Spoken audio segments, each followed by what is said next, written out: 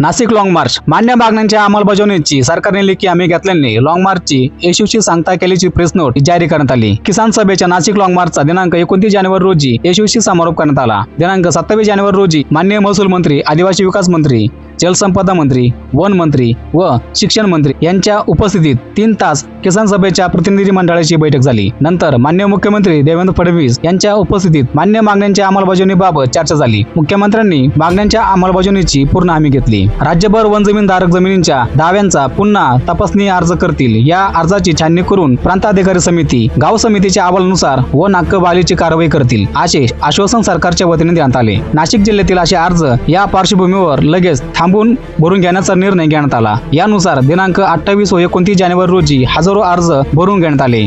29 जानेवारी रोजी नाशिक जिल्हाधिकारी आंदोलनस्थळी आले, त्यांनी अर्ज स्वीकारले, तसेच सरकारच्या बरोबर झालेल्या चर्चेचे मिनिट्स संघटनेला दिले। त्यानंतर आंदोलनाच्या सामूहिक नेतृत्वातर्फे माजी आमदार JP गावित यांनी या नाशिक लॉंग मार्चची यशस्वी सांगता झाल्याची घोषणा केली। त्याचबरोबर महाराष्ट्र राज्याचे उपमुख्यमंत्री अजितदादा पवार यांना यावेळी आंदोलकांच्या वतीने श्रद्धांजली अर्पण करण्यात आली।